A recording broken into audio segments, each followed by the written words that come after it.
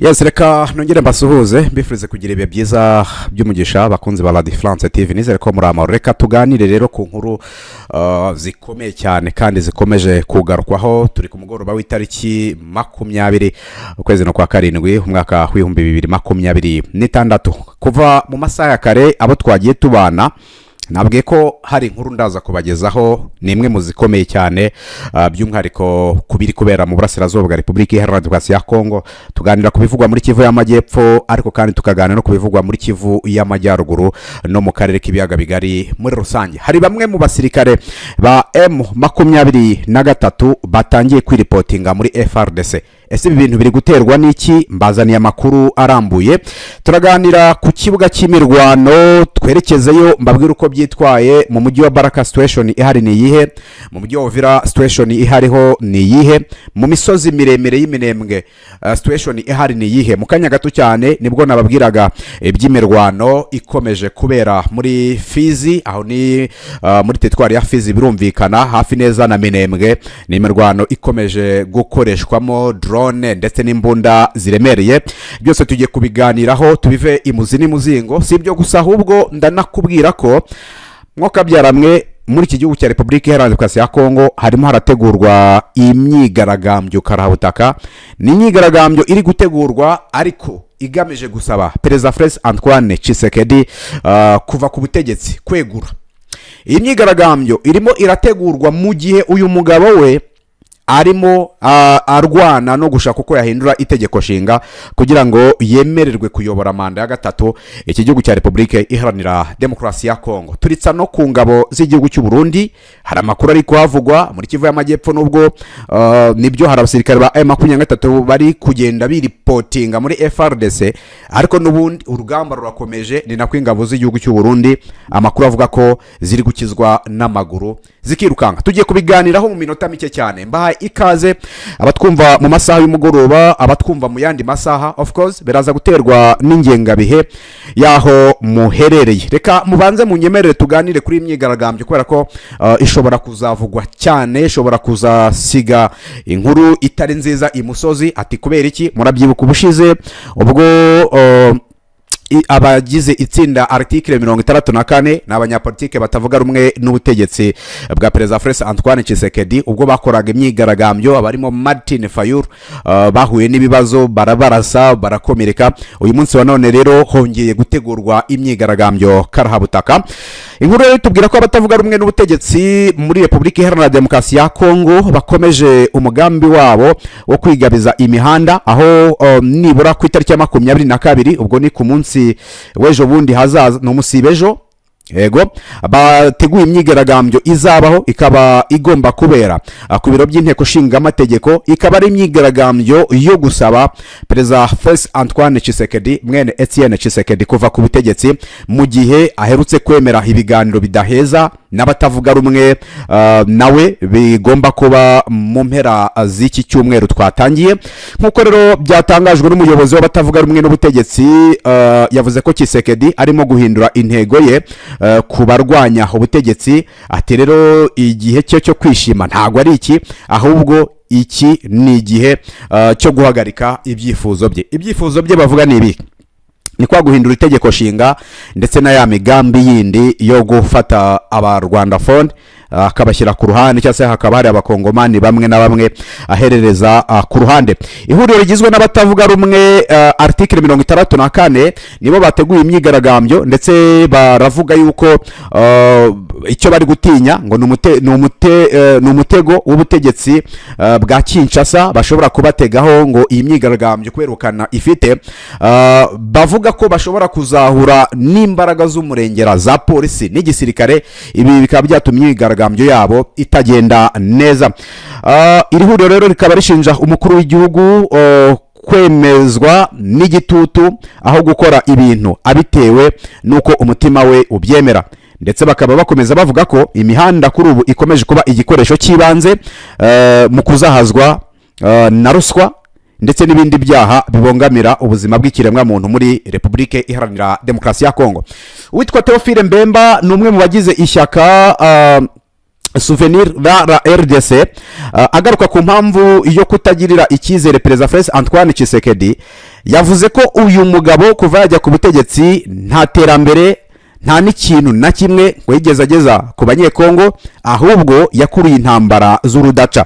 Ati rero intego y'imyigaragambyo yacu ni ukumusaba kwegura akava ku butegetsi kubera ko igihugu cyacu ntabwo abashije kuba yakiyobora. Ngira ngo kuri X aba banyapolitiki bagiye bashyiraho ibintu byinshi bigendanye n'ibyo batangaza ndetse n'ibizaba bikubiye mu myigaragambyo igomba kuba ku itariki ya 22. Ntabwo ari ubwa mbere habaye imyigaragambyo nk'uko nari mbibabwiye, ahubwo mu minsi yashize habaye imyigaragambyo abanyapolitiki batandukanye bararaswa barakomereka, birumvikana kubera ko abakoraga imyigaragambyo nabo harimo abakoraga urugomo, gutwika amapine, gutwika imodoka z'abaturage, amaduka y'abantu. Ubona ko Kinshasa mu by'ukuri bari batejeyo akavuyo kandi gakomeye cyane. So ni imyigaragambyo itegerejwe ku itariki 22, ariko kandi kabikomeje gutera ubwoba abantu b'Kinshasa. Birumvikana tuzayigarukaho birambuye, mbabwira uko byose bizagenda byitwara, kubera ko iyi myigaragambyo birashoboka ko ishobora no kuzaduka ikagira hehe no mu burasirazuba bw'igihugu. Reka twigarukire rero, kuko abigaragambya bo ntabwo twabatindaho. Ni kenshi abakongomani bakunda kwigaragambya ibintu byabo ntibigire icyo bifata, kubera ko uko bigaragara mu bihe bitandukanye ubona ko bose baba bagenda bamagana Perezida Antoine Tshisekedi, ariko ntabwo twakirengagiza ko uyu munsi wa none ari we ufite ubushobozi donc ku gihugu, yaba guhindura itegeko nshinga byanga bikunda, afite ubushobozi bwo kurihindura kandi nabyo ashaka nirimara guhinduka. Bivugwa ko aba bantu bo muri Kivu zombi bashobora kuzitangaza nka leta yigenga. Harimo ubwo byose no kubitegereza. Abari muri Katanga nabo nuko umwuka nuwo, baravuga bati nuhindura itegeko nshinga hari igice kimwe cy'abanyekongo uzabuheje, kubera ko abantu bari muri eneo za M23 ntago bazaba bemerewe kugira uruhare mu guhindura itegeko nshinga. Ubwo ayo matora azabaho ntibazatora, nibadatora bivuze iki? Ntago bazaba bagize uruhare n'ubundi mu gushyira itegeko nshinga, bagomba kwishakira uko nabo biyobora. Nibyo na raporo za Loni zavugaga. Sasa rero reka twinjire mu birebana n'imirwano. Murabizi ko umunsi kundi tugaruka ku mirwano, update tukazibahereza, tukababwira uko ibintu biba bikomeje kugenda byitwara. Mu kanya gato nibwo natunguwe n'inkuru, ako nta nubwo yantunguye, ahubwo abayivuze nibo ngira ngo bongeye kuyishimangira. Menya ko ibyo bintu koko ari byo. Murabyibuka nigeze kubabwira nti hari abasirikare bo muri M23 barimo bajoininga FARDC. Kwiripotinga muri FARDC bivuze ko aho bari hari ibyo batishimiye. Bishobora kuba strategy z'imirwanire, bishobora kuba umushahara muke badahabwa, bishobora kuba ibintu byinshi bitandukanye. Bishobora no kuba bari gutsindwa, ariko gutsindwa byo ntekereza ko atari kimwe wenda mu byatumye biripotinga. Icya mbere namenye rwose, kugira ngo iyi nkuru muyimenye neza, turabanza gusubira inyuma muri 2025 cyangwa se na 2024 muri Nord Kivu, ubwo habagayo imirwano ikomeye. Hari abasirikare benshi bagiye bafatwa za matekwa bo ku ruhande rwa FARDC, wazarendo, abarundi. Murabyibuka kuko amashusho yagiye ku mbuga nkoranyambaga. Mu basirikare bafashwe abo ku ruhande rwa FARDC nabo ku ruhande rw'abarundi, icya mbere babwirwaga, basabwaga kujoininga icyama. Batabikora ubwo bakazoherezwa Kinshasa nk'imfungwa z'intambara. Nk'umuntu rero wo muri Kivu y'Amajyaruguru harimo abagiye banga donc koherezwa Kinshasa, bakaba ningi Kinshasa se nzagaruka gute? Ushobora gusanga bari bite banagira gute bananjyana imbere y'ubutabera nk'umuntu ahunze urugamba nkajya muri M23. Ibyo byari byagiye bibaho. Murabyibuka ko abitwa baciwewe, abandi ba generali bagiye batandukanye bagiye batabwa muri yombi, kubera ko hari inkuru zagarukaga ku kuba baba bakorana n'umutwe wa AFC M23. Ibyo bintu bimaze kubaho, mu basirikare benshi bari bafashwe nk'amatekwa bahisemo kujoininga AFC M23. Yara mwabonye amakamyo menshi cyane abatwara za Rumangabo bajya guhabwa imyitozo. Icyo gihe Colonel Ngoma yarakina ariho rwose, avuga ati tugiye kubavanamo ubuginga bwa Tshisekedi, tubatoza igisirikare cy'ikinyamwuga. ibyo bibaho. Abasirikare benshi cyane abafatiwe Goma, abafatiwe Bukavu, Kivu y'Amajyaruguru ho bari benshi cyane. Barareba baravuga ati aho kugira ngo duhitemo koherezwa Kinshasa tutazongera kubona uko tugaruka, reka duhitemo kujoininga M23 tuyigemo. Baragenda babakubitamo imyitozo y'amezi 6 ndetse n'amahugurwa no kubanza kubakoropa kubavanamo imyumvire yo kwa Tshisekedi, barabazana bajoininga urugamba. Icyabaye ni kirero, bamaze kujoininga urugamba, amakuru avuga ko bashyizwe kuri front line, bajya kurwana, bajya ku rugamba. Twibuke neza muri FARDC nyuma yaho umusirikare wari urimo utari reportinze muri M23 wemeye gukomeza urugamba, umushahara we wakubwe inshuro zigera kuri 5. Umushahara ukubwe inshuro zigera kuri 5, ubwo n'amadolari 500 kuko bahembwaga amadolari 100. Muri AFC M23 barimo bararwanamo nk'abapatriote.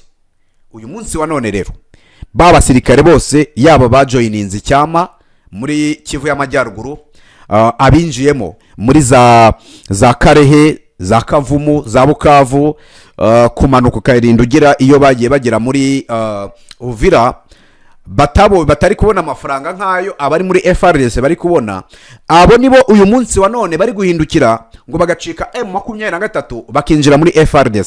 Ibintu byatangiye kuvugwa ko bikomeye cyane. Cyambere bashobora gukora ubugambanyi, ubu bamaze kubona amabanga menshi ya M23 ashobora kubahereza ububasha bwo kunayigambanira ikaba yatsindwa. Ngira ngo turimo turabibona wenda muri Kivu y'Amajyaruguru, ndaje nerekezo yo mbabwira uko bimeze. Abo bose rero mu by'ukuri bagiye baza nkuko abafatiye ubwo Kivu y'Amajyaruguru benshi barimo bari reportinga muri FARDC. Muri FARDC kandi naho ntago byoroshye.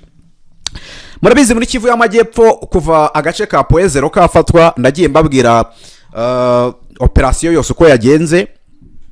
Abasirikare ba FARDC arabakijwe n'amaguru bari rukanka, bamaze kwiruka bageze Ikaremi. Abafatiwe mu mabandi uyu munsi wa none bari imbere y'ubutabera, baraburana icyaha cyo kugambanira igihugu. Icyaha cyo kugambanira igihugu igihano cy'urupfu.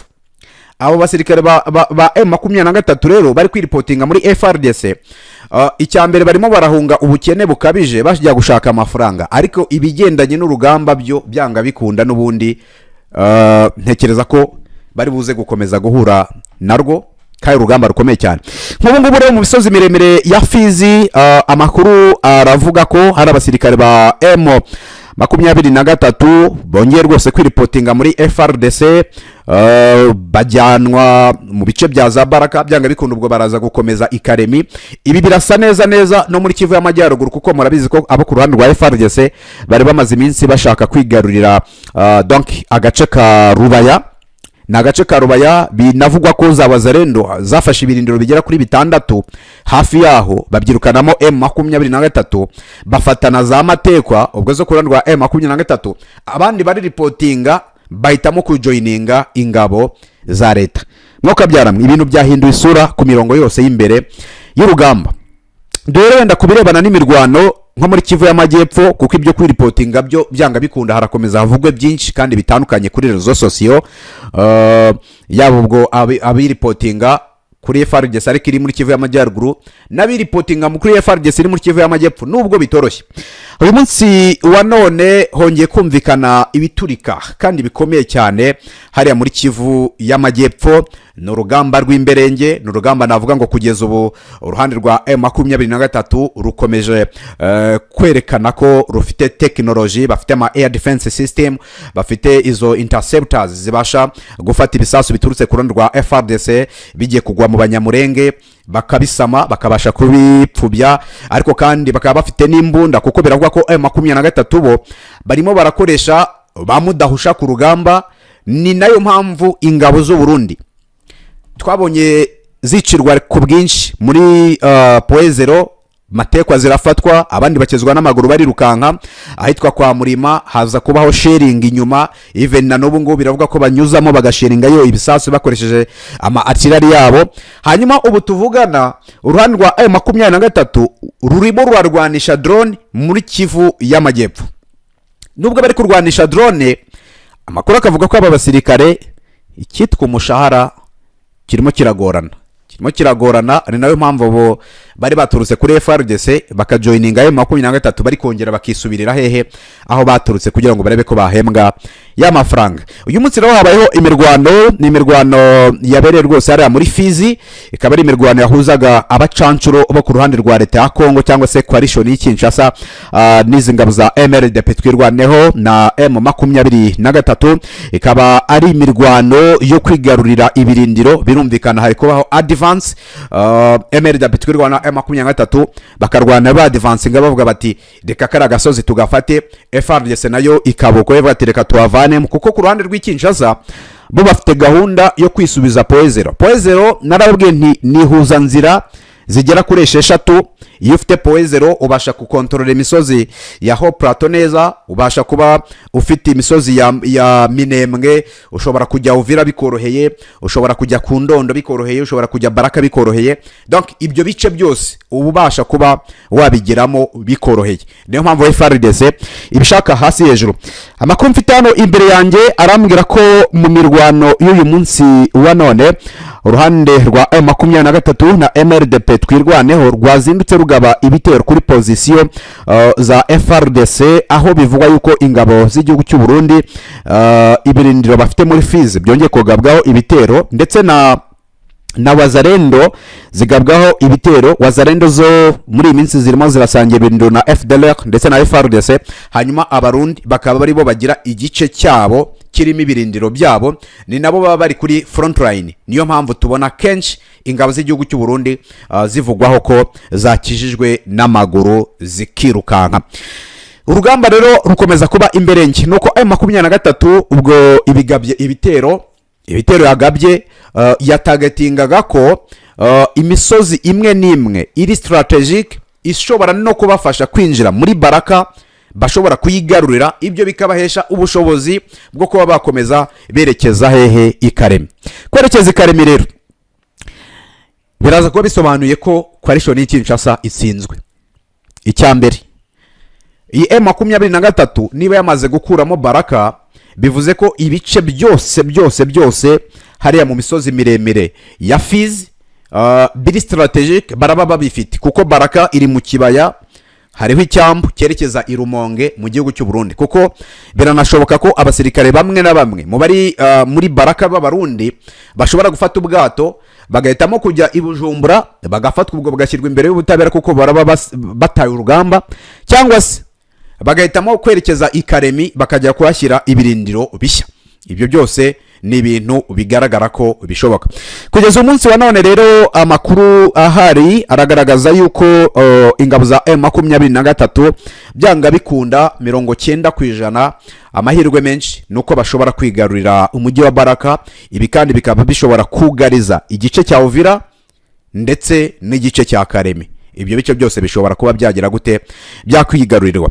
Hanyuma rero ubwo Uvira kongera gusubira mu maboko ya M23, kimwe mu bigaragara bishobora kongera gutuma habaho igitutu cya Leta Zunze Ubumwe za Amerika. Sinzi nimba bazongera kuvamo ubugira kabiri, ariko biragaragara ko mu by'ukuri ibera ku rugamba ubwabyo ni ibintu bitoroshye. Mu kanya gatoya uwitwa Colonel Rugabo Fidel nahoze mbona rwose ateguza ko hari inkuru ishyushye ari buze kugeza ku bantu byanga bikunda. Ubwo ni kubiri kubera muri Kivu y'Amajyepfo kuri intambara. Ubwo natwe turaza kuba tuhari kugira ngo tuyibahereze, tubabwire uko byose bikomeza kwitwara. Gusa mu misozi ya Ho Plateau, Mwenga, ahitwa za Kipupu, kuri ubu ni ibice byose byamaze kuba mu by'ukuri bishyirwamo imbunda ziremereye ziteguye kurasa haduye aho yaturuka hose. Bivuze ngo uruhande rwa M23 uko bigaragara muri iyi minsi nuko bashaka kwigarurira umujyi wa Uvira nanone.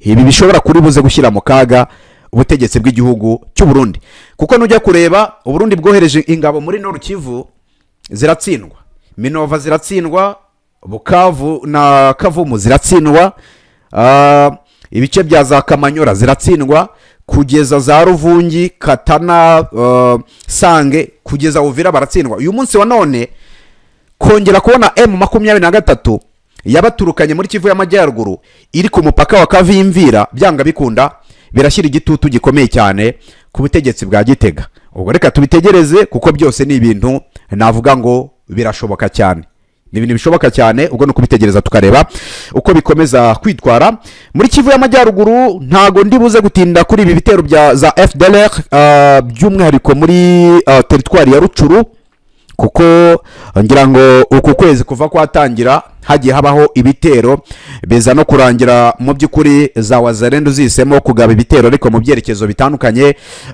baza kugenda bazisubiza inyuma bahangana nazo. Ubu rero amakuru ahari arerekana ko n'ubundi nta kintu na kimwe cyoroshye. Coalition Kinshasa binyuze muri wazarendo, FARDC na FDLR banyuze muri Kivu y'Amajyaruguru barashaka ko mu by'ukuri bakisubiza umujyi wa Goma. Urugamba ruri kubera ahitwa Gasenyi ndetse n'ahitwa Gatovu, aho ni muri teritwari ya Rutshuru. Ntekereza ko ibi bintu byanga bikunda bishobora kuri buze kutari bworohere M23. Icyakora amakuru avuga ko bohereje abasirikare baturutse Goma bagiye gutanga umusada muri Kivu y'Amajyaruguru. Urumva ko ni ibintu navuga ngo bikomeye cyane. So ubwo rero muri rusange ibintu bibera muri Kivu y'Amajyepfo turakomeza dutereyo imboni yacu, by'umwihariko kuri izi ngabo z'igihugu cy'u Burundi ndetse n'ubwoba buri Burundi bw'uko M23 ishobora gufata Uvira, Bujumbura ikogarizwa. Umujyi wa Uvira abawuzi neza wegeranye na Bujumbura, umurwa mukuru w'igihugu cy'u Burundi. Gufatwa kwa Uvira igafatwa n'inyeshyamba byanga bikundi Burundi bahangayika kubera ko haraza guhungirayo za wazarendo, haraza guhungirayo abasirikare bamwe na bamwe ba FARDC, aba FDLR, aba P5 Fighters Coalition barahungirayo bagende bahurirayo na FDNB batezeyo akaduruvaye. Urumva ko ni ibintu bikomeye cyane kandi biteye ubwoba. Ngira ngo Burundi bo bari no mu gahinda gakomeye cyane kuko ku munsi w'ejo hiriwe habayo inkongi kuyizimya biranga hari ku isoko rikuru rya Bujumbura. Kuyizimya biranga hari donc ubwoba bw'uko izi wazarendo zishobora guhungirayo mu gihe M23 yafata Uvira. Ubwo ibyo byose rero ni inkuru zikomeye cyane turi buze gukomeza gukurikirana tukareba ese Uvira barayifata ko bafite se iyi misozi ya Hope Plateau za Kipupu Mwenga ko hava werekeza muri Uvira ni ibirometero bike cyane, hanyuma ko bagiye kwigarurira Baraka. Niba mara kuyigarurira abo muri Uvira hino bwo barabaho gute? Kuko inzira zose zigana muri Uvira ziraza kuba ziri mu biganza bya M23. Mwuka byaramwe rero ubwo no kubitegereza tukareba uko ibintu byose bikomeza kugenda byitwara. Iyi ni Radio France TV. Reka mbashimire nabaherezaga update z'umugoroba, duhure mu kanya ku isaha y'isa moya n'igice mbagezaho amakuru y'ijoro rwose. Turaza kuba turebera hamwe icyaturutse ku kibuga cy'imirwano nyirizina hariya muri commune Minembwe. Colonel Rugabo Fidel haraza kuba hari icyo yatangaje kubirebana n'urugamba rw'uyu munsi wa none.